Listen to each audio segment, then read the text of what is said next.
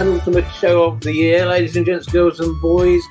And we are going to be in studio next week. For those of us that can make it, Alan.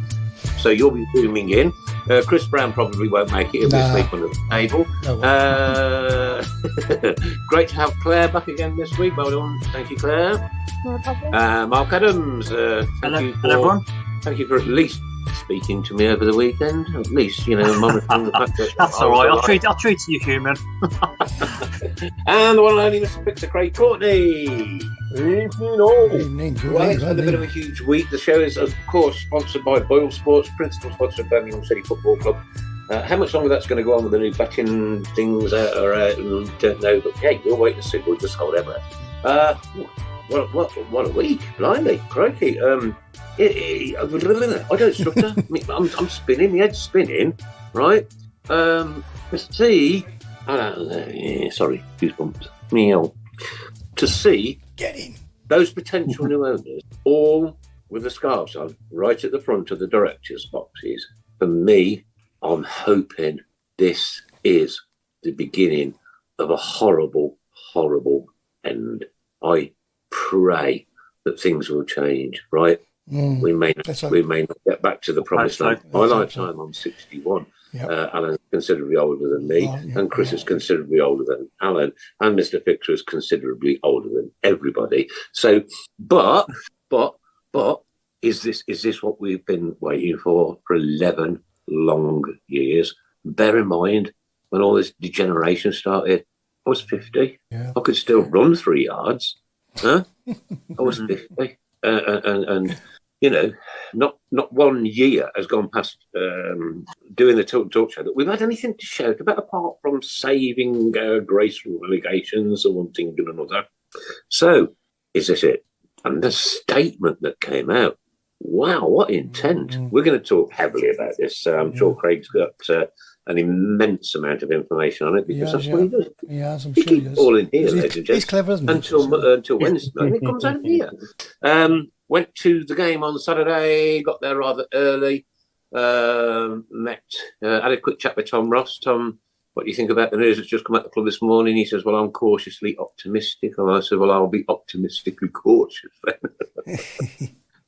Can I just say, Nick, did Tom ask you did Tom ask you if you were going to the game on Monday as well? No, Tom asked me if I was retired.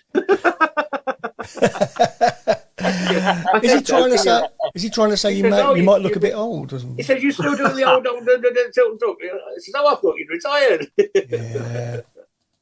So I left him bleeding on the steps.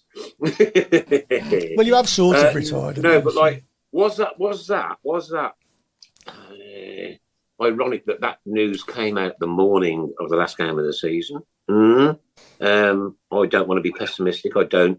Craig, do you know anything else? I mean, all I can say is that rumours were circulating last week that there was going to be an announcement on Monday. Obviously, for us, it's a bank holiday, but in Hong Kong, it wouldn't have been. So, hence the reason that we get that. Do I think it was timed? Yes, I think it was perfectly timed. And that was down to probably the fact that they knew Mr. Wagner would be in Birmingham. Was that managementally timed, Craig? You think like they managed that information leak? I think they probably did. These sorts of things and the way. Firstly, all the announcements of the stock exchange, the freezing of it in that morning, etc. They knew about that well before because the club would have had to have prepared for it, and the club's initial announcement was perfectly in line with that was being drip fed out by obviously all of us as we saw the Hong Kong Stock Exchange announcement as well. So yeah, perfectly timed. But actually, I think it was brilliantly timed. Not just it's the sheer difference. And Nick, you mentioned about getting to the ground earlier. I was there extra early on Monday for the opportunity to take my girls to meet a few of the players. To say, my thank yous as well to them as they were going in. Excellent, yeah. But I got the opportunity of having a chat with Ian Dutton as well as he was walking around the ground, and he just said to me, it was something about today. He says everybody's smiling. I don't know what's been announced. I know, I couldn't believe it. It was like a cloud had been lifted off the whole football stadium. Yeah, I think you could almost taste it, couldn't you? There's positivity everywhere. You could taste it. And the loss didn't matter. The loss didn't matter because it's all irrelevant, wasn't it? We'll come on to the game in a minute. Anyway, Craig, sorry, carry on. No, I was just saying it's worth noting. We are not signed, sealed, and delivered yet. And I don't want to put a dampener on anything that's going on because it's all hugely positive. However, we haven't formally got new owners. I can't see the EFL causing any problems with the fit and proper test. It's been announced that Mr. Wagner himself will be undertaking that. So therefore, we shouldn't have any issues. He's got his links already with sport out in America. So I should hope that that's okay. The announcements as well, further information from the stock exchange around, what it involves and payments, etc., that will be being made not only for and on behalf of the club, but payments to Birmingham Sports Holdings. So, those different things are all very positive. But for me, until that dotted line is signed and everybody else has agreed it hasn't happened. You're right, though. I mean, at the grounds, there's just... It was totally different, not just the pubs where he went, but also, the whole surrounding area. People were just walking around with smiles on their faces. It was absolutely tipping it down with rain and nobody cared. What a bloke. Around all the local pubs and buy all the brummies a beer. Yeah. Perfect. Introduced. Yes. And a curry, yeah. Gutted. He'll have no money left, believe me. Absolutely gutted. Good. Craig, can we reiterate that he doesn't own a hedge fund, right? No, he's a manager, isn't he? He's a manager of a hedge fund. He's a manager of a company that manages hedge funds at the end of the day. Okay. So his own personal wealth is not what some people are actually circulating and putting out there. Yes, he is a wealthy gentleman, but the billions that were being quoted is not the case. That's the actual hedge fund itself. Yeah. I think, interestingly for me and for those that were seeing him and the people that were with him at the stadium, there's a gentleman that's next to him, dark hair, wearing he's got this scarf around his neck as well. He's actually a film producer. So, listen, there's another word I'm going to throw into the mix here. That looks good, doesn't it? Shelby. What? Yeah, but again, he's using the word that we have used on this show so many times. The name Birmingham, right? The second biggest city in this country. The word Birmingham. They want that word. They want to use that word in America, right? America is a vast country, yeah.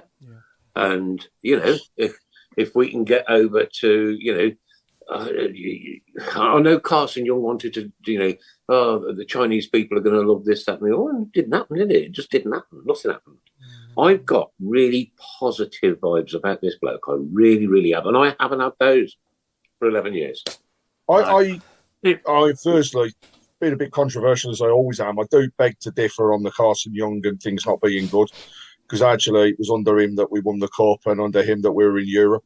It was when he was found out that things went downhill. So, again, I'll come back to these people. And yes, they want to expand the brand.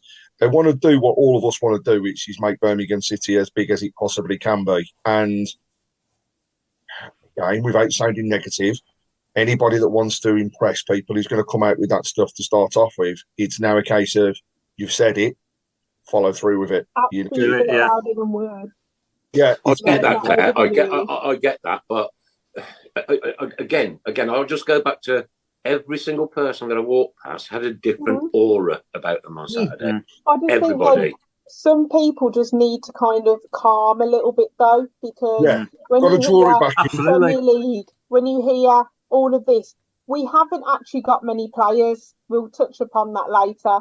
We need to get players on 3-year contracts. We need to sort the stadium out. We need to finish mid-table, like we were saying earlier. Finish mid-table, have a couple of seasons. Obviously, he's, paying off BSH or whatever. because of making it so that they do it quickly and making sure that they still invest. They still technically own most of us. That's the thing. They've still got the bigger shareholding, haven't they, Craig? Yeah. So Is it 42.6% the Americans would hold? Yeah, no, but I mean, 47, isn't it? Just shy of 47%. Yeah. You know, he's mates with people 46, like Tom Brady. So all of a sudden, I think the Wrexham story has affected Americans, and you know, we've got a fair few Americans coming over. But if he knows people with some big money, all of a sudden, that's then going to be a catalyst. But again, it's not signed and sealed. But I can't see the EFL saying no, because they just want to. They can't then point to deduct us for not knowing who our owners are if they're not then going to put proper owners. I'll get it clear. And the other thing I was thinking of today, actually, a little bit earlier. Oh, sorry, just a minute. She's come for a view, really. 10 points. 10 points. That one's mine. I'm two up. So we all have that one. There's also a city in America called Birmingham, Alabama. Is it Alabama? It is Alabama, there's one in South Africa. I have to teach about that. There are about 25 Birminghams in America. Yeah, there's a few, There's one in Canada as well, I think. Yeah, I think so, yeah. There's one in England too, Nick. Yeah. Oh, we don't want to go. Yeah, one in England, yeah. But I agree with Nick. I think reading that statement and hearing him talk about we're going to make the city great as well, that was music to my ears. You know, you called me the chairman, and I sort of said all that rubbish about 12 months ago or whatever it was.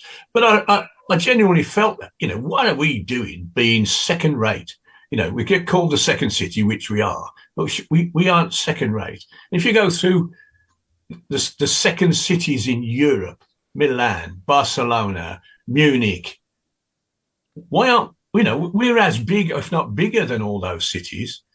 Why shouldn't we have football teams? And I include the opposition. You know, why shouldn't we have football teams of their standard? There's no reason at all why we shouldn't. And I think seeing those words in print, you know, that got me goosebumps going. And I just like to say, by the way, on Monday morning, I was 9 o'clock-ish, you know, which is way before I ever think about getting up. My phone was going ding, ding, ding, ding, ding, ding, ding, ding, ding, and it was you lot. And I picked it up. What's going on here? And I can't keep all of you. Absolutely. And I'm going, am I dreaming? You know, am I actually awake? And I started to read all this stuff, and I'm going, yes! You know, jumped out of bed, went down the stairs. You know, we've done a handstand in the front garden with your undies on. I just want to buy a flagpole and a flag now. Alan, all I'll say is be optimistically cautious, my friend. I mean, I got nothing to be cautious about, because if it all falls down tomorrow, it doesn't matter. The difference. I mean, you talk about the difference I'm sitting here in my bedroom watching the game, and straight away, as soon as I switched it on, the commentators were mentioning, wow, this crowd is different. The crowd, first of all, it was virtually, we sold 99% of the tickets. And it was coming through my box, you know, I'm thinking, this is different. And we haven't had that since the Albion game. No, I felt it, Alan. I promise you, I felt it. Yeah, and it was noticeable. And, you know, did the crowd get onto when they were basically being outplayed? You know, there was no, you know, it was, we scored a good goal, and that was enough for me. It's almost like a couple of minutes of madness where they scored twice very quickly. But we got a really good goal back, and we're playing what is now a Premier League team. Huh? Yeah. I don't think we did bad at all. Yeah, I mean, but going back to what Claire said earlier, I mean, I agree with Claire. I mean, the amount of people who are saying, like, half time especially, you know, that's it, we're going to have to spend millions on a striker next season, and it'll be the Premier League and all that. Let's get Potter in charge and all this. It's not going to happen. Stuff like that's going to be further down the line. Look, it's all about mid-table. Look, Birmingham City fans were singing John Eustace's name towards the end and after that game had finished. They'll be mad to let him go. You can't change everything. They'll be absolutely mad. Don't think about it. Out of 4 playoff people, all of them are British managers. Yeah. Exactly. All of them have had something to prove. You can't change absolutely everything. Give him till Christmas. Well, I don't know. Give him another year, Claire. Give him at least another year, because you know what? Give him some time. Well, the fans at Birmingham City are hard-nosed brummies. They do not shout somebody's name unless they know that that person is giving everything to that football club, and we don't. We do not. And it was refreshing to hear John Eustace's Blue and White Army. John Eustace Blue and White Army. You know. To be fair though, Nick, even last year under Bowyer, everyone was behind Bowyer. Everyone was singing Bowyer's name most weeks. Nobody ever slated Bowyer. It was always online. It was always social media. That just went the actual game. Wrong, didn't it? Yeah. Personally, it went wrong. But I personally, depending on how quickly the takeover goes, I don't think Eustace will be here. I had a conversation with a person after the game. I'm not going to name, but they're a friend of the show. Let's just say that. And the words out of their mouth were, if he had been given backing, then he doesn't know how far we would have gone. Because in the dressing room, the rapport between the players and the general, we are going to do this and we're fighting for the badge attitude was there in abundance. He also said that despite all these, different things that happened, the hard time that we had after the World Cup did kill us, but the World Cup killed the momentum. Now, there was no indication whatsoever that he is going anywhere. For me, new owners, brilliant. But the first thing that has to happen with that is stability. Players touched on it, Mark's touched on it. We need to keep the nucleus of the squad that we can. Again, from speaking to the particular individual, I believe we're only going to have about 11 players left on the books after everything has happened. All right, so massive rebuild is required. Do we know what Mr. Wagner's intention is in terms of building the squad? No, we don't. Will we find out? Not until the EFL have ratified it. So, we can't say anything or do anything at the moment because the EFL have not put them in charge. So ultimately, are we going to sign a player within the next couple of weeks? No. So we're talking... unless it's me. Well, Nick, you can't even sign a fan, mate. So 7 weeks. Do that before the show's out. So, I was going to say, 2 months, basically. Yeah. 7 weeks. The start of the transfer window. Exactly. Start of the transfer window. Yeah. When we actually come back from pre-season, I believe, if my timings are right. But then we will see a difference. And I think Eustace, I met after the game, and he has got the drive, he has got the passion to take that club forwards. He deserves the opportunity. He's shown what he can do on a squad that wasn't his. He's shown what he can do with a bunch of youngsters, and we go back again. European record for the amount of time of teenagers playing in a team was set by Birmingham this year. So I think of it this way: highest points since Gary Monk's time at the club. That was without a points deduction at the time as well. So if you think about it, it's a wicked achievement that he's had, and ultimately playing 16-year-olds in midfield. Yeah. So give him some money, give him some backing. Let's see what he can do. Give him a free rein as well. Okay. I think we've got. The other thing is we do have some backroom staff now that are there to support. Yeah. Especially with recruitment. But what we are sadly lacking still is backroom staff in the club. Raised it earlier on the podcast that Brian Dick was doing for the Birmingham Live, and said that we need backroom staff to support. We desperately need a striking coach. We really do need a defensive coach. And it wasn't until Brian mentioned it, I'd totally forgotten, but he had another coach as part of his team. We lost them to Huddersfield, and it was never replaced. So again, you go back to thinking about it. It's like, my God, he's not only working on a man down, but he's still working with a bunch of youngsters. And do you know something else, Craig? We weren't in a relegation scrap this season. Really important, that is. We weren't in a relegation scrap this season. We were. It's just we were the better of I'm those talking teams. at the end of the season, mate. I'm talking at the end of the season. When John Eustace sat before whoever's employed him 12 months ago, he would have said, "What do you expect of me?"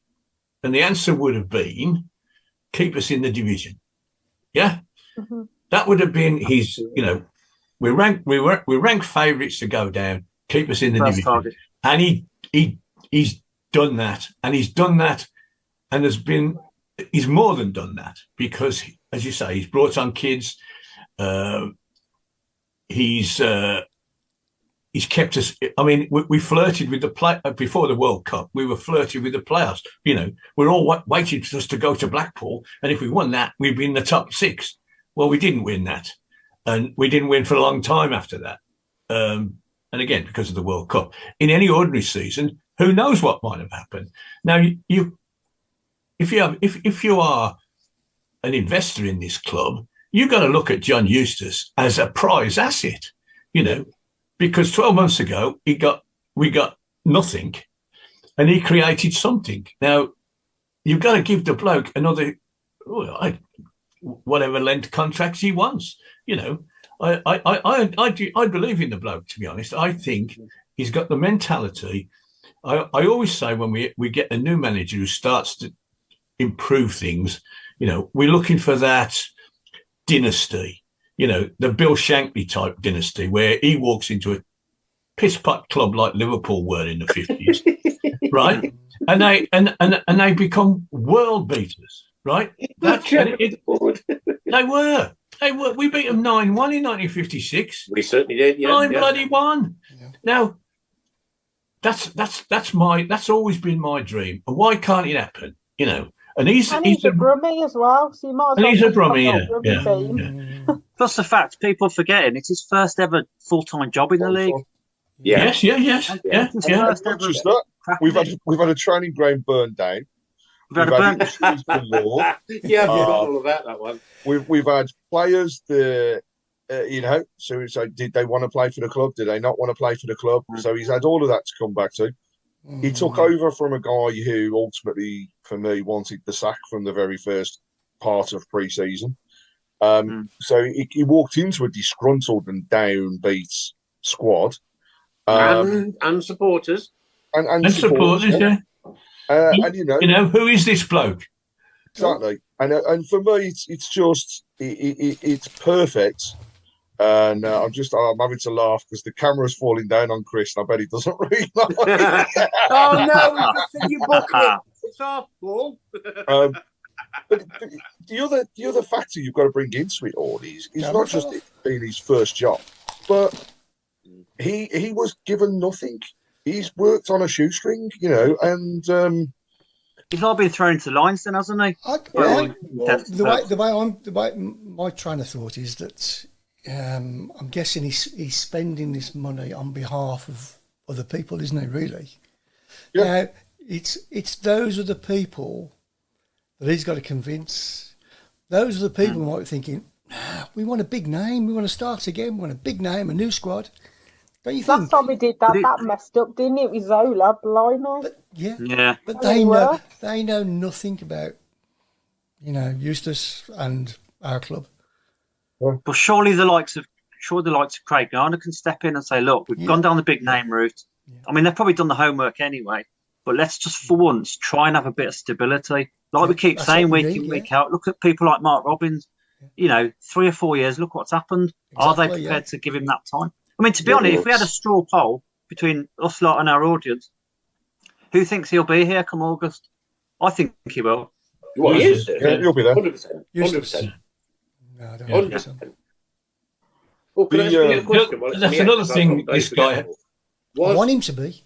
Was Jasper Claret in the director's boxes? Yeah. I thought so. Yeah. Now, think about this, right? Jasper, one-time chairman of Birmingham City Football Club, all of a sudden he's made a reappearance. He's been ill. He's been ill, and he's been on tour as well. I know he's been ill, Chris. Yeah. He's not made an appearance like that for many years. Aren't we after the old Man City executive, that Cook or something? Cook, yeah. I saw that. It came out today, isn't it? Jerry Cook? I think so, something. I don't know what he's like, but... No.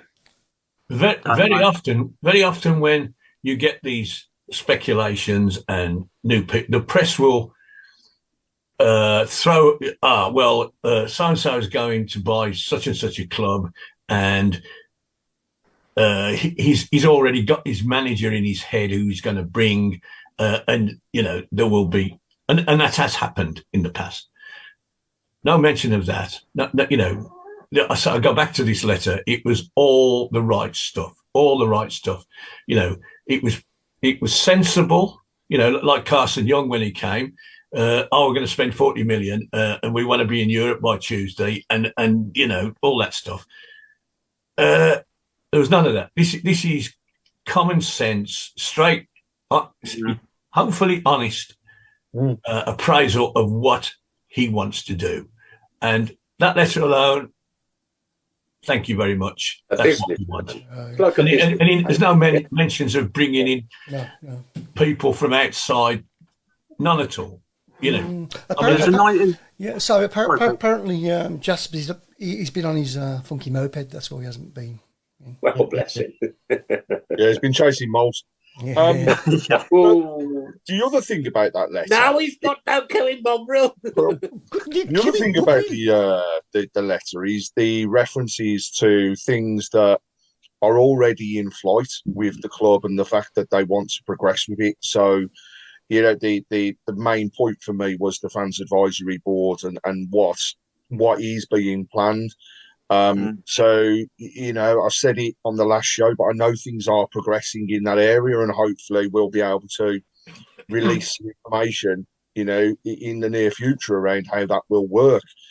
But the one thing I'd give to, Americans, and I'm working with Americans myself, is that they are very fan orientated, and it is not just about I'm running the club, so whatever they say is what they'll do. It's actually we value your opinions, and that for me, we want to get it right. Absolute bliss to get it over the line and getting into to talk about it with everybody, because he's already started, hasn't he? I mean, come on, he did a pub crawl round Digbeth. He put money behind the bar. Selfies with people, selfies in the stadium. It's just the best way ever to. Best PR, yeah. Did I hear he put a grand behind the bar? Oh, grand. Every pub he went to, he put about a grand behind the bar. Why wasn't I there? I know. Can't believe it. Did he? I know. Gutted. He put 900 of that was for Nick. I missed it. That's half an hour, wasn't it? I think we need to do is to keep hold of our youngsters like John, James, Bellingham, etc. Says Lilypad. I totally agree. Devastating news for Chong. Does anybody have an update on it? Chong he's not as bad as what we expected. Yeah. So we're looking at a couple of months. He was at the stadium on Saturday. He did the walk around the pitch. He came out afterwards with the fans. And the one thing I would say was, no sign of crutches. No. Slight limp, is the best way to describe it. But everything else seemed to be in line. And I think the update that was given was that they expect him to be back for pre-season. Well, good luck to you, John. I tell you what, you've been an absolute megastar for us this year. Just on that,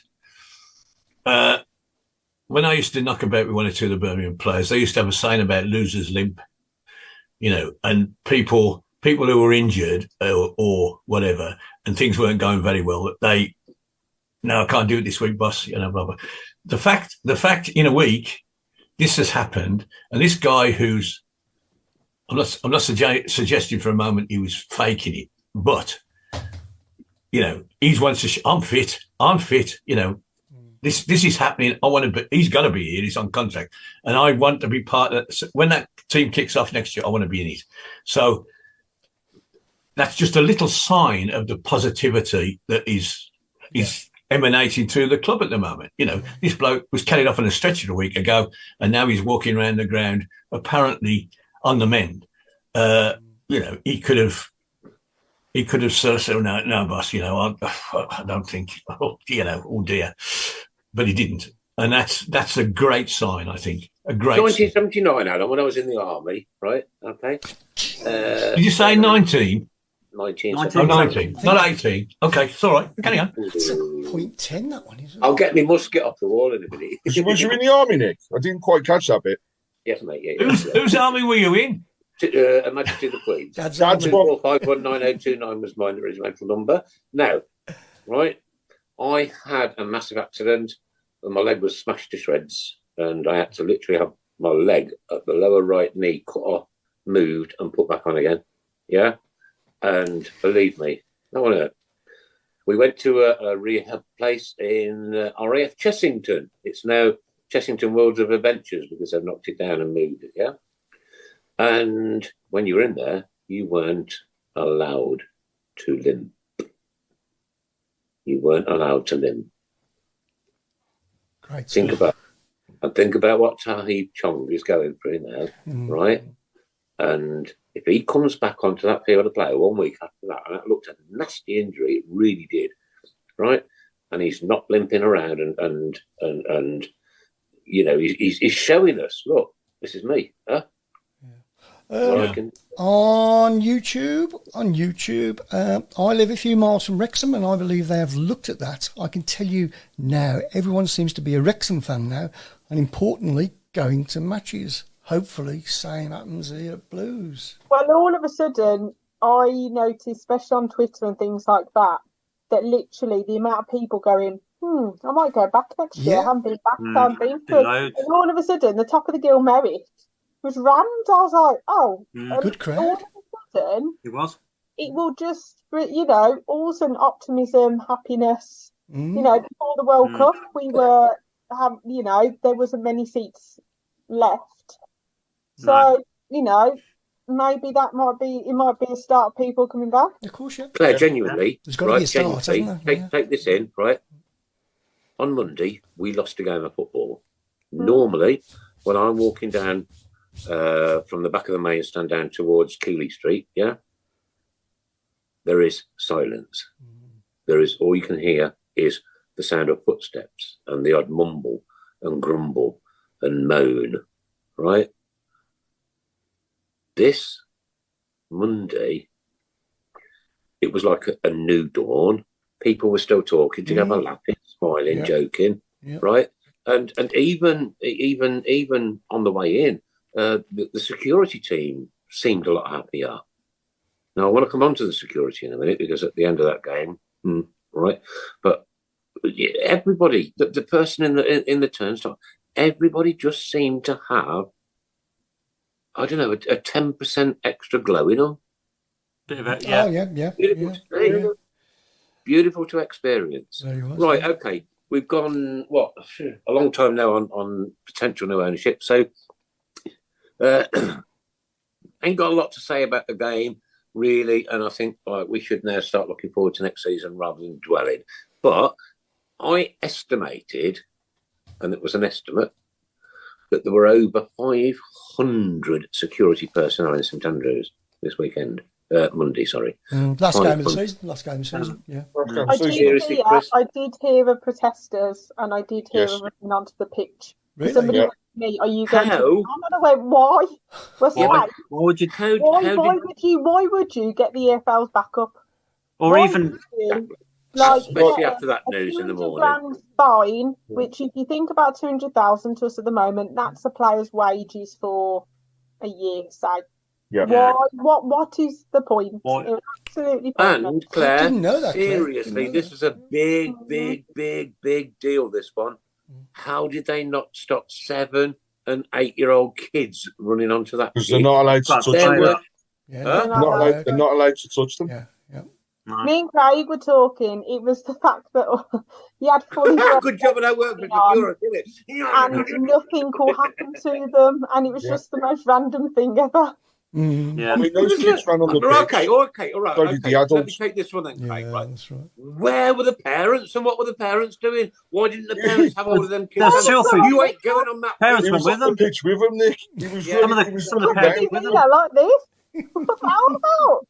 I mean, for me, the idiot, he should have been the one that was picked up by the security and should have been arrested when he walked off the pitch. It's the bold-headed bloke. No, this is a guy that was just running around with the kids and decided he was going to run circles, pull signs into the Tilton. You know, he ain't no fan. He's just an absolute idiot that was there to try and get. I could call him something different, Craig, to be perfectly honest with you. I'm still trying to get over the fact that there was thoughts of protesting, Claire. They were like, it was mainly to like run onto the pitch and kind of, I think before obviously all the news, I think that's one of the reasons why they put it out there and then, because all of a sudden it stopped it all. Like, you could tell with the stewards, I kept saying to my mum, literally, there's something planned, something's been going on, because they did this last time. Yeah. And the amount of stewards, especially going down, and I was like, what's the point? But you had a feeling that from the main stand or the Gilmerit that somebody was going to run on, or some people. Yeah, because half time, sorry, Claire, I was going to say half time by the tunnel, they're just having it's a massive team talk. It's like a great big huddle of stewards who must have talked for the whole interval. I mean, for me, yes, it was over the top in terms of the security. However, in a way, I'm glad that they were there because it stopped people from being idiots and getting on the pitch. You know, I wanted, and I was glad that I did see Sheffield United going and celebrating with their fans. Absolutely superb. Absolutely brilliant. They've been promoted. Well done. They needed to do it, and they went and done it. So that's the good thing. The thing for me would have been sport if we had had idiots that had run on the pitch and come on in mass. Now, you knew that it was just a sparse number anyhow, because the amount of booing that happened inside the stadium. Get off, you know. But again, we're talking about a small minority of people that decided that they wanted to get themselves in the limelight. The key thing for me was, maybe it was over the top. They came out very early. I think they obscured some people's view. Lesson to be learned, I suppose. I could see that in the main stand. People were asking them to sit down and one thing and another. I get that. You paid to watch something. You wouldn't go to the theatre and have somebody standing in front of you, right? And I get that. I honestly get that, Craig. But Mark, where you were stood and Linda was just to your side, right? Yeah. Just a minute. Right? How brilliant to see how Jeremy getting the support of the season. Come on! Oh, I love him. Fair play to him. Honestly, up and down the country, they live and breathe it. So fair play to Accessi Blues, all that they do as well and organising it. All the carers that go with them, everything. I mean, I've become really good friends with a lot of them, and I just think that they're brilliant. So well done, Jeremy. Yeah, absolutely. Beautiful people, wonderful people, right? And I want to be an advocate for giving our disabled supporters somewhere dry and out of the elements to sit. They can't get up out of a wheelchair and have a walk around and have a cup of coffee like you and I, right? No. Well, probably you, not so much me. But Mark, I don't know this time next year whether I will need that. Oh, yeah. I don't know. It's space behind us, me and Craig. Claire, you don't know. No. There's opportunities for people to move, though. There's nothing to say that something, listen, God forbid, happens to you that puts you in a wheelchair for the rest of your life. Nothing. Yeah, but that's why we have wheelchair. We have the other disabled behind us. And I mean, we talk to them. There's a man behind us who will shout, and he will, he just loves going, and it's so nice to see. So yeah. I've spent a lot of time, and I've made a lot of friends there, and long may that continue. And I'll tell you what, for the rest of our supporters, get involved with them. They're lovely people. Really... I will say as well, massive thank you to Steve and the team. Yeah, go on, Craig.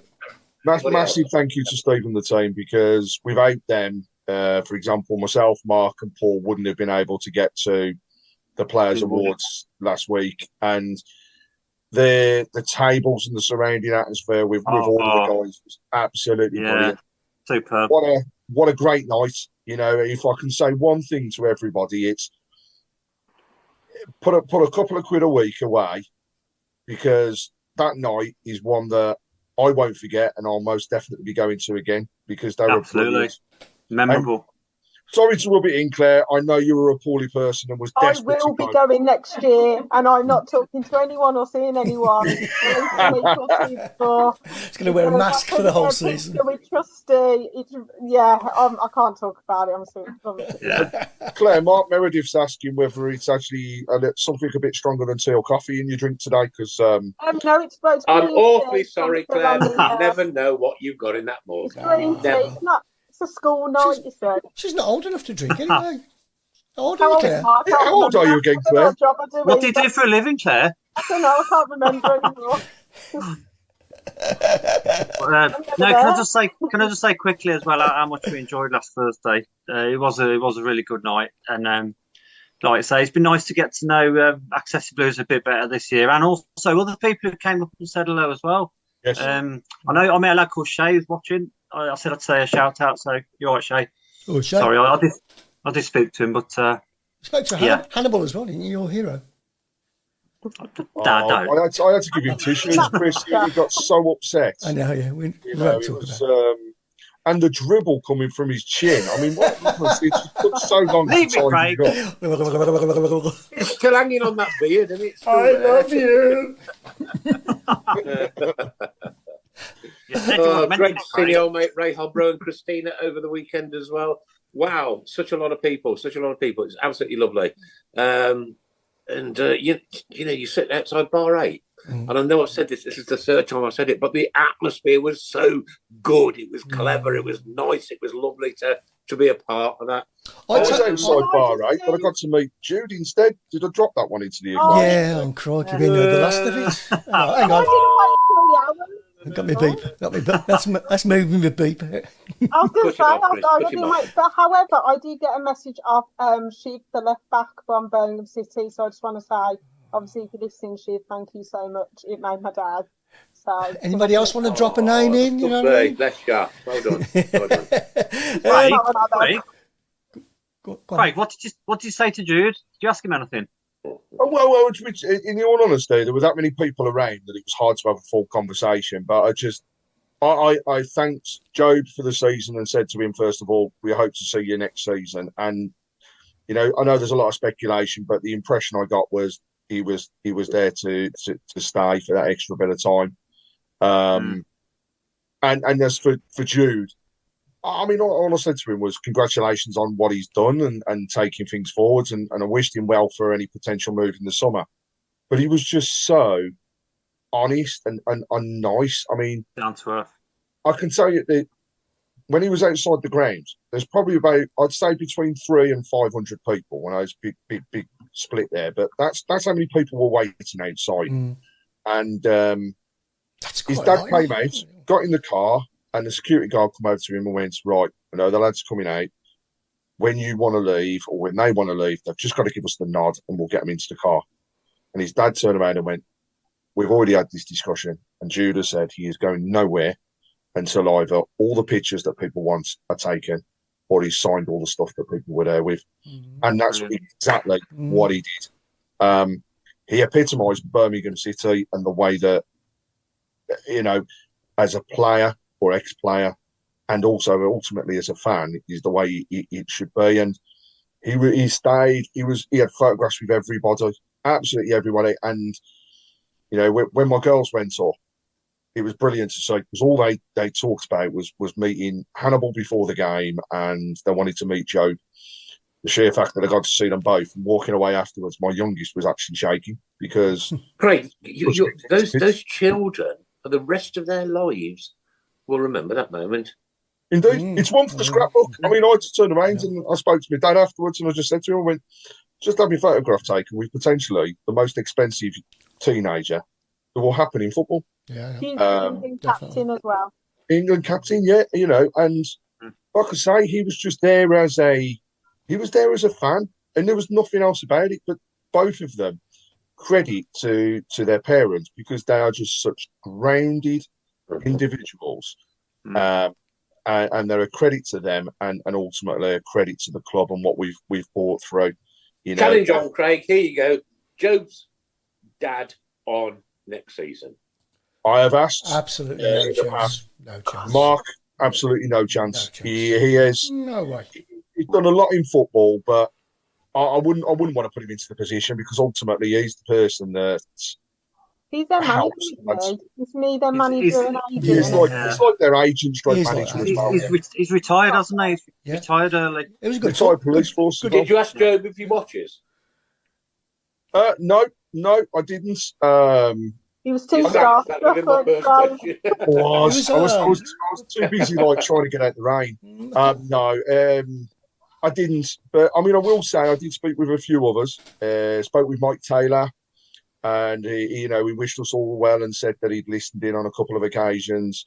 And like I say, I know we get other people from the club listening in, so they take on board a lot of what we say and the things that we take forward, and they appreciate what we do as a show as well. So we are just 6 different people with different jobs, different careers, different settings, different families, with one common denominator. That's our football club. And I think if they do that, Craig, and they do proper listen, then credit to them, because what we say on here, because we're not affiliated to the club, right? We don't have to go by any kind of protocols or anything. We'll say it as we see it, because we're Birmingham City fans, and we speak hopefully for the people. And yeah, it's there's a lot of this goes on all over the country. We've done this now. It'll be 13 years next year, Chris, will it? We're going to season. We're going to the 13th year. That means I've known 13th season, an awful lot longer than I've known the missus. Yeah, that's right, yeah. An awful lot longer before I had wrinkles. Well, I don't know about that. Even before Claire was born. Let's not run before we can walk. Shall we all brush over the 10-1 defeat today as well? Did anybody hear about that? The 10-1 defeat? Yes, with the under 21. Yeah, it's not good, really bad result, wasn't it? Yeah, believe that. Michael's just asked: is Steve Spooner still in charge? I think he is, isn't he? Yes, he is. Yeah, he is. Yeah. Who beat us 10-1? Wasn't it Swansea? Was it? Yeah, Swansea. Who? Swansea in the under 21s. Yeah. Well, as I said in my blog, our under 18s and under 21s haven't won a game between them in 2 months. On a really and the reason is we've got 16-year-olds in the 18s and 18-year-olds in the 21s. That's another when we say we're gonna have to buy whatever. It ain't just 11 first team players. We're short at every level. Mm-hmm. We our under 18. Under 21. Under 21s. All the people that should be playing in that are in the first team. I mean, the lad that sat on the bench on Monday, 16 he was, and did he play in that 10-1 defeat? He probably did. Probably did, didn't he? Yeah, he must have done. And Nico Gordon as well. Yeah. To be honest, we drew with Reading the under 21s last Friday, and I watched about half an hour on YouTube, on Facebook. It wasn't particularly good, if I'm honest. It was, there is work to do, I think. Yeah. My neighbour 2 doors away, he's in the under 21s. But then, Mark, let's hope the work began last Monday. The work began last Monday let's hope for a better future than we've certainly had a past in the last 11 or 12 years. Just going back. Sorry, Claire, just going back to the Excessive Blues and that. It's about time that Excessive Blues were given a director's box for the season, donated by the club to show their support for all the less able friends. I think that's a great idea. You know what, Chris? I was ashamed when we went down to Cardiff a couple of years ago to see those poor people sat there in plastic, through like cloaks, sat in the damnest, poorest rain you've ever seen in your life. It was a disgrace. We should. They have, and do you know at Coventry, they couldn't park their minibus with all the keys. So we met them on the car park, and the amount of abuse that we got off the Coventry fans in the car park. Yeah. We then had to wait an hour to an hour and a half after all the trouble for them to come out with all their wheelchairs to go round everybody. It's not good enough. I'm sorry. No. Football needs to rise up and understand that disabled people are people. Yeah, absolutely. Right, Wouldn't it be a good idea, as we are refurbishing the stadium, to build a specific area for them undercover? You know, like they've got at Manchester United behind the goal. There's a whole row of where the terracing has been taken away, and that's their spot, and they can get in and out from street level, no up and down the steps or anything. Surely that would be the answer to that. I think there is some work going on. Right? Sorry, Craig. I'm on the edge because I had tickets for the Gilmere Cuppa, right? I can guarantee you, if I'd have had to do them stairs, I wouldn't be on this show tonight. I'd have been dead, right? Dead as a doornail, I promise you. And I only found out that there was a lift that goes up apart from two sets of stairs. Yeah, that's right. Yeah. Mm-hmm. You know, and it's never working. That lift is to me, right, who has spinal stenosis. I've had 17 surgeries. I've had blah, blah, blah, blah, blah. Yes. And I am still able-bodied, right? Yeah. But if I wasn't able-bodied, Alan, and I was sitting in the wind and the rain with a piece of plastic over me, right? Absolutely right. In God knows what kind of temperature, I've been mortified. I've been mortified that my football club couldn't look after me just because I've got a disability. I think they should have a section especially for people from Uttoxeter. I really do. They have. It's the cells by the side of the Tilton. No, I think they should. Oh, Brian, weird. You wait till I smash you in the face next week. Steve's just pinged us a message actually and said, in fairness, Impact Universal, who were the sponsors as well, so well done for this, and allowed them to use their box across many times this season for both some men's and all the women's games, which is a phenomenal thing. So well done for that. And, you know, they're already working with Steve on something for next season. And, you know, we'll talk about availability of seating, etc. There is a new section being built in the Tilton that is there, I believe, specifically around wheelchair and other disabled supporters. They'll be able to go in. By the time all the work's completed, we'll have the cop back open, which means the section that was also undercover down there should be available again for use. And, you know, I totally agree. I think we could have done more. But again, we just got to look to the future now of what we can bring and how we can support people. Clean slate. And you know, I'll get it, Craig. For me, it's about keeping our lovely people, our friends, right? Our friends, forget disabilities. Forget it, right? I've got enough of my own. Forget it. There is nothing called a disability. When you're a Birmingham City fan, you're a Birmingham City fan, and you should be looked after in top quality condition by our football club. And because these people, and I know so many of them, and talk to them through the weeks and one thing and another, that just want to go and be Birmingham fans. That's all. You know, we should also don't leave them in the in the freezing cold, in the pouring rain. We did that in the 70s, Birmingham City Football Club. We did it in the 70s when we used to have the little blue three-wheelers parked out by the old clock. Do you remember that, Chris? Do you remember that? Yeah. And that was the disabled support. Now, we've moved on from there. Society has moved on from there. Birmingham City Football Club now need to move on from there. Going on with the demographics of the stadium, actually, that leads on to my question. Does anyone think the away fans will be situated elsewhere in the coming Yes. 2 or 3 years? Yes. No. Yes. No, I think, Mark, personally, right, where they are at the moment, the in-road and the out-road is perfect because they can hold them back for the 15 minutes and then disperse them. Yep. If they were parked, let's say, in the main stand, then they'd have to walk down towards I tell you what, Street. Not going to happen. Don't let anybody tell you that it's impossible to move the away fans, because it is possible.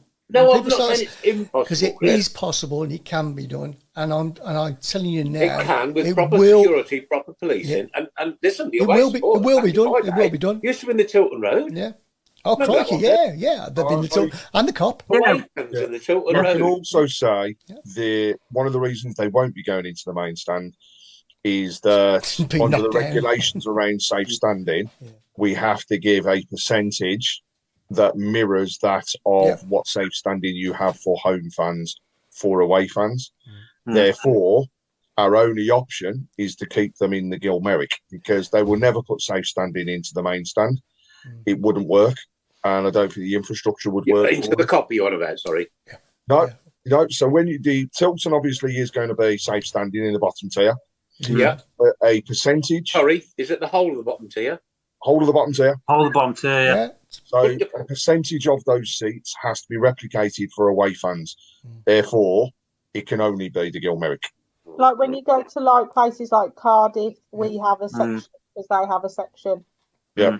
And also think the great big car park is there, so all the buses can go in. The buses can be held back, as I've seen on so many occasions.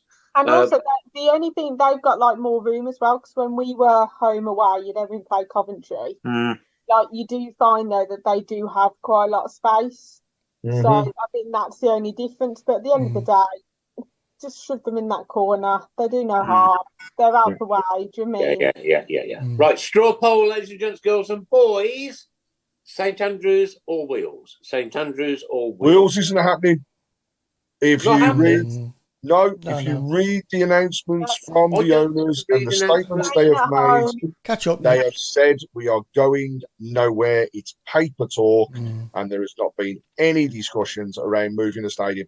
End of subject. It strongly mentions St Andrews, doesn't it? And it strongly hit more or less says that we're staying. Yeah. There's no point doing a £2 million to £5 million renovation and then going to Wheels. No, that's right. The main stand's coming down, though. The main stand's coming down. Yeah. And that's where they're going to stick the away fans. No. And that's where they're going to stick the away fans. Yes! No, it's coming down. It goes all the way around. It's coming down, I'm afraid. We're going to have a big ocean. Today, last week, we did our all-time defence, and it was the 4 players across the all-time defence.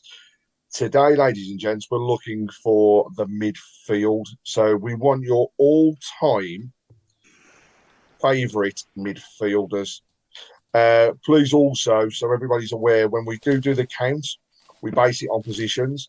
So we're not going to have 2 right midfielders playing one on the left and one on the right. So what we're looking for is a left midfielder, 2 centre mids, and a right midfielder. Over to yourselves and let us know who you want in there. Yeah. You've got to have, surely. Is it a midfield 3 or 4?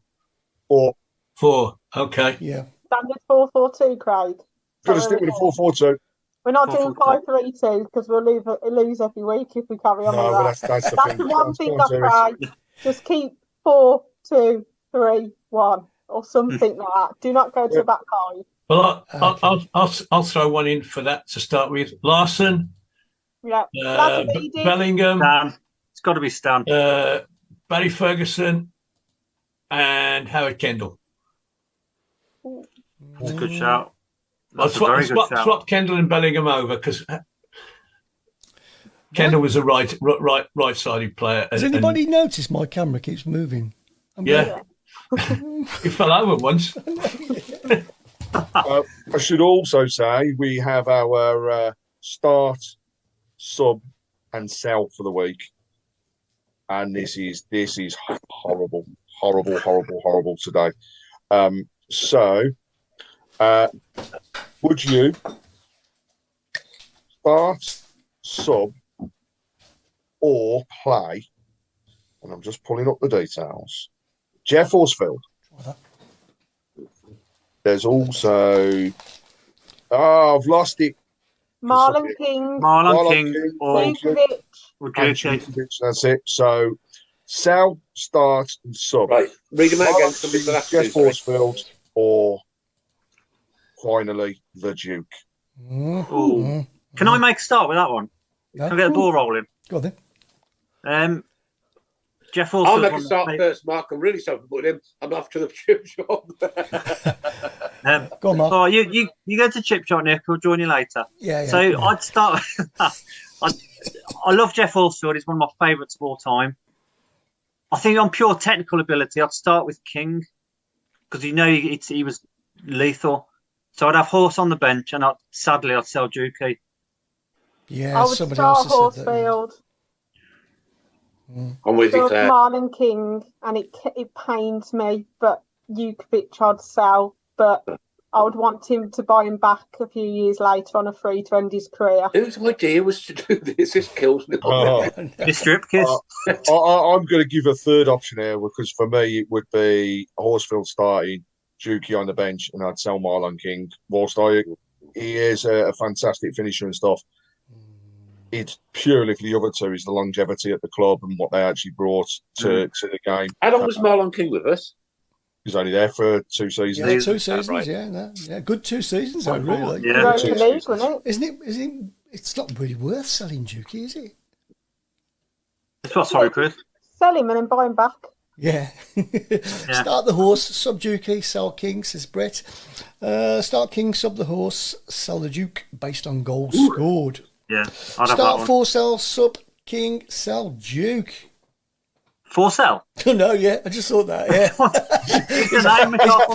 he's playing his own game.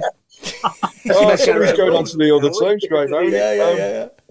Our midfielders that are coming through so far. So we've got votes for Paul Devlin, Kendall, O'Connor, and Taylor in midfield. Oh God! For Seb Larson, Standerman, Ferguson, and Mark Ward. Oh, right one. Ferguson, Bellingham, Lazaridis, and Larson. I don't know them. Lazaridis is definitely going into this one, I think, at the moment, based on this, because we've got Lazaridis, Larson, Bowyer, Bellingham, and Larson. No. Then somebody else has chucked into the equation. Where does Jose Dominguez come? I don't know. You tell us. Yeah. At least Checkendor's not in there and Keith Fahy and that, imagine. You leave Checkendor alone. They never used him properly. He could have been a great What, in the sub, back in the... he could have been a great doorstep. Training ground. Yeah. What about Brian Hughes? I was going to say, thanks, Mark. Sorry. I'd also put Nigel Clegg into the equation across the midfield. Yeah, Clegg, yeah. Absolutely superb. My life.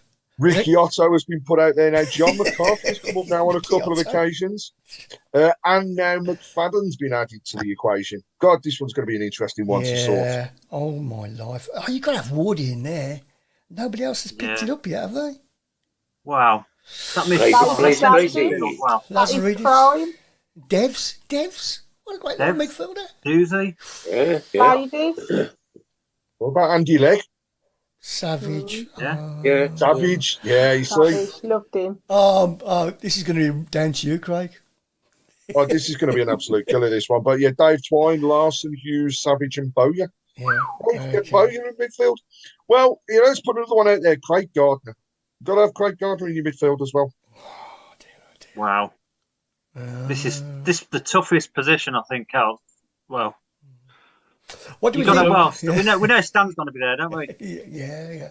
The problem with all these selections, Stan might not be there. Oh, we will. we think about like Mark Ward is a good example. He was outstanding in that team.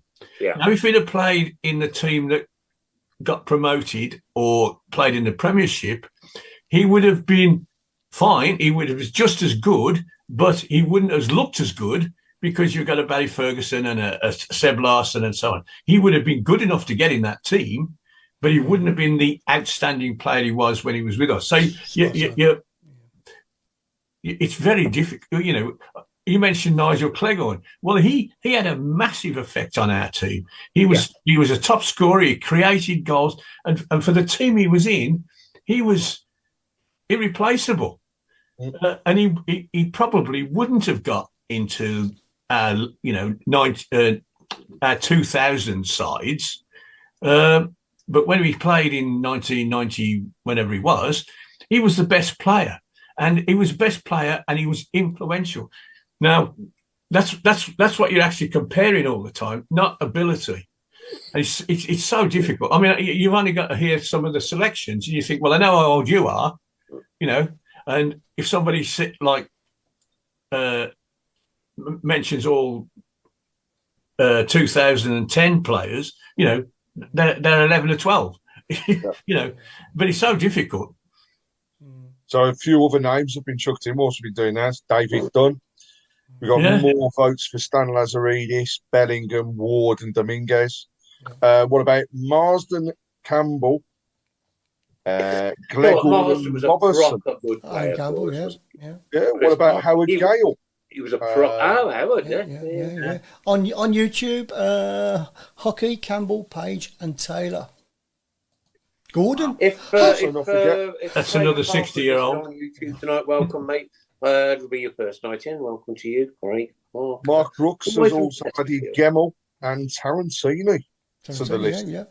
O'Connor's come up a few times. Okay, we've got 4 minutes to go to the last 15 minutes. Ladies and gentlemen, this week, right, we start our receipts off at work at 0, well, number 1, on the 1st of January. And this week we passed 1875. And there was a lady in the office. Now, I've taken a photograph for the last 3 years of 1875. We are nearly 4 weeks ahead of the first one, 2 weeks ahead of the second one. Right, okay. And this lady came in random, never met her before in my life, never ever met her before in my life, right? And I was joking with her. She was probably in her 50s, mid to late 50s. If she's younger than that, I'm awfully sorry, sweetheart. And I said, you have a very special receipt number today, 1875. She says, why is that? I said, it's because that's the year my football club was created, Birmingham City Football Club. She goes, oh, really? Not a football fan. She goes, oh. She goes, I worked with a footballer who scored a really, really important goal. I think it was in 1994 against Liverpool. I said, it's not Ricky Otto, is it? She goes, yeah, do you know him? I said, Pastor Ricky Otto? She goes, oh, my God. She goes, what? I said, we interviewed him not long ago on our radio show. Wow. And he works in the prisons, right? Yeah. And she occasionally meets up with Ricky Otto.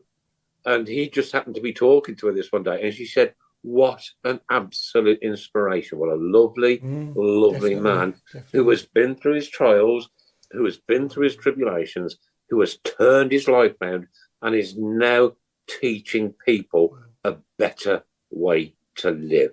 And I cannot wait for Ricky's book to come out. She's going to get me a copy. She's going to get it signed, right? If I can get 2, I obviously will. We'll auction one. And but what an amazing thing though, 1875, and it's somebody who knows Ricky Otto. Yeah. That's crazy. That's okay, your birthday.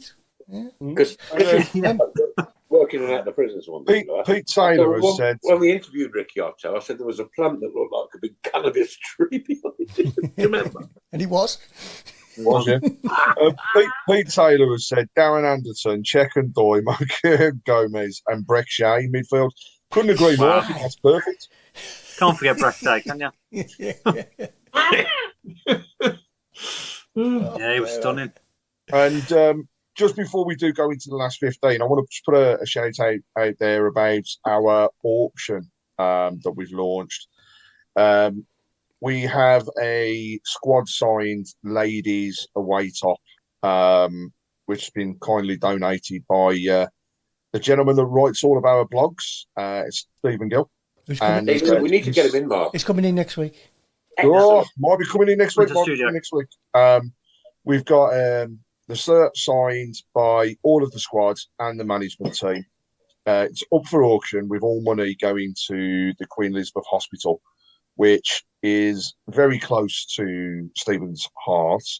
In short, for the reason that they actually saved his life. So Stephen has been through the mill, it's fair to say, and the hospital have helped him massively. So nice guy as well, really nice guy. Yeah. If you're interested in making an offer, all you got to do is reach out to me on Facebook Messenger or via email, greg.corney@tiltontalk.com. We'll take those down, and next week Stephen will announce the winner of the shirt himself. So please don't be shy, have a go. It's well worth it. Definitely. Brilliant. Okay, into the last 15 minutes we go, ladies and gentlemen. Of course, it's topical, of course, this week. It's anything to do with football and America. Is that the one we agreed on, Craig? I can't remember. Oh, I can't remember. Probably not. Because Nick doesn't attend the meetings these days. He doesn't attend the pre-match score. Pre-match texting while we should be at work. Yeah. Yeah, that's what it's called, yeah. Are we going with that? Ding. Yeah, no. Yeah. I think we should go with the USA, because there were some corkers there. USA. Okay, so it's anything to do with football and the USA. And America. Go. So how about start kick off with Uncle Sam Allardyce? No, Mark, I actually quite like that. There you go. Uncle Sam Allardyce. I knew. Oh, it didn't take long. Dwight, New York. I'm going with Socrates. Socrates. Clever. Malcolm. I don't get that. What's that mean? Explain it to me. Socrates. Oh, Socrates. Okay. He's a Brazilian player, Alan. Oh, yeah, okay. Malcolm McDonald. Go on. Up Sam's Arsenal in America. See, I said that quick. Paul States, as in Tate. Dealey Alabama Bowler. Alabama Bowler. Dealey Alabama Bowler. I went for a wee earlier. I was really trying to think what. Tony Twin Towers. Yeah. That works. It works. Alan Hudson River. Dealey had a bowl of candy. Yeah. Yeah. Alan Hudson River. Name your chain. Sorry, name your chain. Which one? Dealey had a bowl of candy. Or Dollar had a bowler. Dollar had a bowl. Can I put into the equation Ian Mount Rushmore? Yeah. Marcus Sent. Ian Mount. You could have got for Ian Mount Rush Brian Moore. Yeah. Well, people are having a really good think about this. It's quite. It's more difficult. This one's a good one. It's getting people. It's definitely getting people thinking. Yeah. Okay. I've got to say, come on, Mummy Giblin. We need one off Mummy Giblin. Oh, yeah. Don't put her under that much pressure. She's just asked me what's going on. What's going on? Like a paper. Barry Flagpole. Jonathan Grounds 0. That's a good one. Mississippi Savo Milosevic. I can't say that. Mississippi Savo Milosevic. Star Spangles Bannon. Where'd you go from? Please help me. Madison Square. What about Madison Square Gardner? Yeah. Oh, I like that. Empire Tate Building. Empire Tate. What about Mikhail Air Force 1L? Yeah. Air Force 1L. Or Mikhail Fawcett. Ollie Gunner Stripes and Starshire. I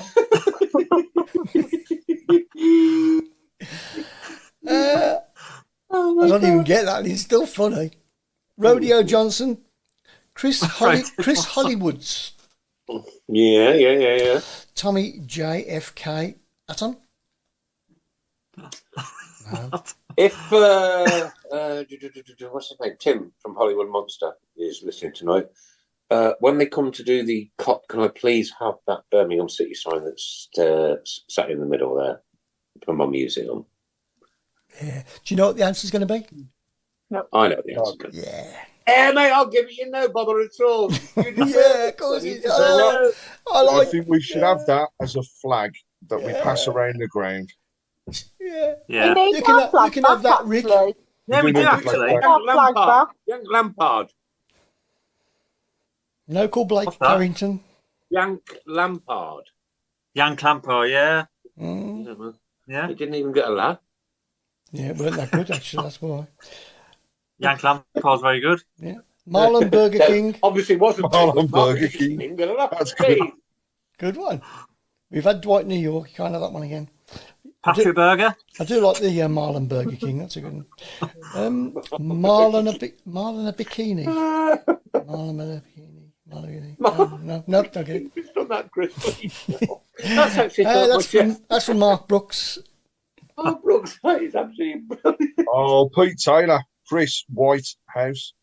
Oh, yeah, very good. Very good. Yeah. And Nigel Mann. I can't say that one. Try and pronounce it. Well, I'm going to try. Go on then. Mebry. I can say it. Mebry, Hannah, Alabama. Yeah. Oh, Craig, that was brilliant. Your teeth nearly came out then. I'm embarrassed to say this, but I'll go Abraham Lincoln City. Oh, very clever, very clever. Yeah, I like that very one. good. Yeah. Oh, Brett Stanley, Tom Ross's Bronx hat. Oh, yes. That's a good one. That's a good one. We need to get some Bronx hats, actually. Chris, you know the signature tune tonight. Who created that? And that was created by Emoir and Michael Harris. Michael Harris. Now, listen, ladies and gentlemen. I've known Michael Harris for as long as I've known Chris, right? Michael Harris, and I'm going to use the word, is a Villa fan. Yeah? Mm-hmm. And I think it was the second week that I came into the studio, Michael Harris. Camera's gone again. Michael Harris came in, he says, I've got the perfect start-up tune for you. Go on and play it. Blue is the colour. Football is the game. It was a Chelsea anthem. I've got some... that was so funny when he did that, wasn't it? Again, you're an absolute gem and a megastar, buddy. And it'll be great to meet up soon. Yeah. Paul Hansen has said, Gary, Shawshank Redemption. Oh, and a great film as well. That is brilliant. Yeah, Chris, you know what they say about creating a hit tune is when it starts, everybody starts dancing, and when you put it on tonight, every one of you, including myself, we were all moving. And I thought, this has got to go on sale, man. Well, if you can go on to tiltontalk.com, go to shop, you can download it for a mere quid. Every penny goes to charity. By the way, every single penny goes to charity. So if you want to, charity, just go to tiltontalk.com/shop. Okay. Right. We've had Bill Clinton Morrison now added to the list. Bill Clinton Morrison. Connor Washington, a few people said that. Would you have like Paddy JF Kennedy? You can have anything you want. That's what I was going. There you go. Only if you can say it. You can't have Hannibal. What about New Jersey Dudek? Ooh. New Jersey. You've been thinking way too much about this all day. That's all Mark's been To be fair, to be honest, I'm going to go with Yankee Candle. What's his name? Candle. Oh, Well done. We'll go Your that. neighbour or something. Yeah, that world famous footballer Yankee Candle. Yes. Yankee Candle. That world famous Smoking up down that wing. I'll be waxing lyrical about that one. Ooh. To be fair, I've had a day off work today, so you know. Yeah, you've been sat there thinking about it, writing them down. Pyro chicken wings. Yeah. James Madison Square Gardens. Yeah, I like that one. Yeah. That's from Paul Hipkins. Dwight New York. Paul John Hipkins. Mac and Cheese McCarthy. Who? Mac and cheese. Mac and John Cheese Arthur. Who sent you up? Go on, Craig. Well, I was going to say, we've got next week the big challenge. Ladies and gentlemen, don't forget Sam Mullet versus Paul Hipkiss in squad game. It's going to be interesting. So we're going to have. It will be interesting because both of them are very clever people, right? With very good memories, which is why I just couldn't do that. I couldn't do it, right? Yeah, that's the absolute truth of it, ladies and gentlemen, girls and boys. But that is going to be one hell of a challenge. Yep. Yeah. I think they should have a weigh-in on Wednesday.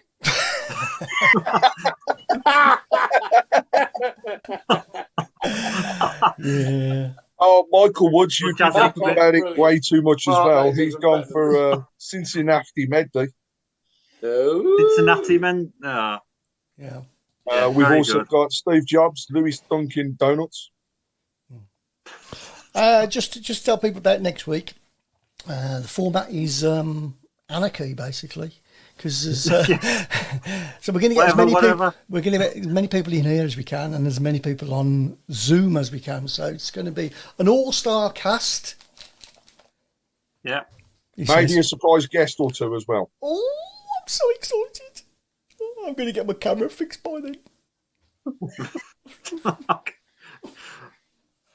So fill out your bucket before you have guests, Chris. Oh, that's a new competition. I want people to tell me what was the minute that I had a wee. What are you going to call that? Oh, I don't know.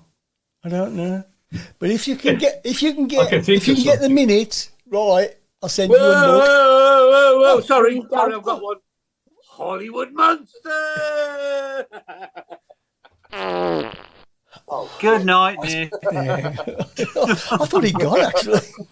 Well, Chris, you're bringing in all the sweets and the chocolate. That's the only reason why I'm coming. Who?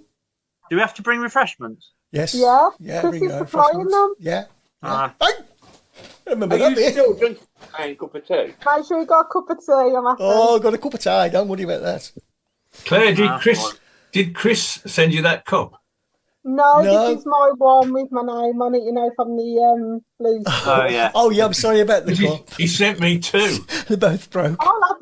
I've got a superb handle I think that was called a off bar. one cup and a superb cup off the other cup. But the The rest of handle them did really well. They were I wrapped think we up could so well, probably they were as call it a well. bra. They were wrapped up, Oh, so no. I don't know what happened. I've sent loads of those out, and I've not had any. Well, I think to be honest, the second one was too tightly wrapped. Because as soon as the postman handed it to me, I shook it like I did the other one, and I thought, oh, that's all right, it's not moving. But It wasn't ticking, was it? when I undid it, the handle fell off. This is great advertising for the merchandise. Keep going. That's all my profits got. All my Like the profits got. blues in the shop. But I've still got them proudly displayed. Bloody camera. That's the main thing. Where's he going? Has it gone for another week? What's he doing? You see, I reckon he's having to. The camera's trying to tell him go away. He's getting ready for next week already, isn't he? Has he gone to get a mug? Pardon? Has he gone to get another mug? Who? Me? No. Oh, you're back. The mugs are in my mug factory. Yeah. Fair enough. I think Trevor Malloy has gone well ahead of the game. He's thinking well ahead. He's already given us his forwards for next week's squad of all. Don't read him out yet. Yeah, I saw that. So Wow. Steve Jobs has said Scott Home Malone,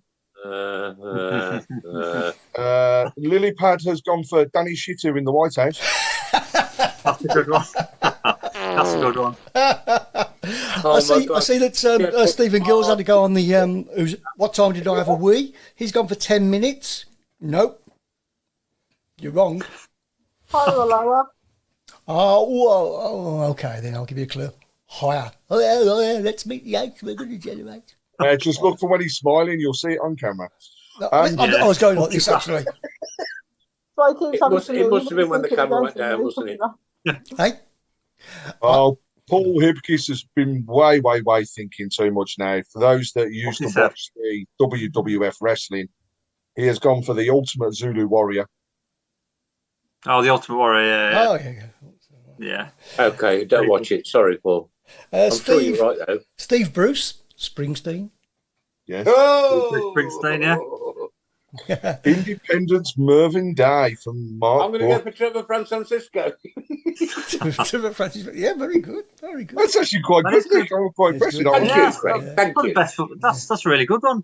Right then, Nick, it's time to say goodbye to everybody. It sure is. Right, this is the penultimate Tilton Talk Show of 2023. Crikey, we've been doing this long. Ryan, my little friend, God bless you, mate, and your family. And it was lovely to meet so many wonderful people who are all Birmingham City fans across the spectrum on Monday. Great to see Jeremy win the Supporter of the Year award, and great to hear exactly what he said down that microphone. Can't repeat it, ladies and gentlemen, because we've got the microphone, and of course all the authorities are working on that. But this has been the Tilton Talk Show with the lovely Claire Giblin. Good night. See you on Monday. And your mate, Mark Adams. See you all on Monday. Hope everyone has a good week. Take care. What a guy, Mr. Fixer. Good night, everyone. And I've just got Nick say we've had Dealey had a bowl of M&Ms. And Scott's Hulk Hogan. So the wrestling ones are definitely coming through now. But good night, everybody. Looking forward to next week in the final show. There is absolutely nothing, Craig, nothing in this world like a brummy sense of humour. Nothing. Exactly. Nah. And don't forget, 44774. Put them through. I've just thought of one. San Diego Maradona. Good night, everybody. Well done. Hey! Well done. Have you muted him yet, Chris? That's the game for next week, Chris. That's the game for next week. Yeah, I know. Who will be muted most? Lucky Bladders. What we want to do, Lucky Bladders. It's Lucky Bladders time. It's going to be on a public vote. Craig, can you watch hold of this? For the last 15 minutes next week, we want you to come up with a subject. 44774. Mr. Alan Watson, chairman of the board. Good night, my friend. Good night again. Good night. Again. From Chris Banner, from myself. Good night. God bless. Take care. Have a great week. Football season's over now. You know what we're going to do. One more next Monday. Join up together. It'll be great to meet you guys next week. He's still dancing like he's waiting for the tune to come on. Oh, get it on, boys. Get it on. Here we go. Ryan and your family.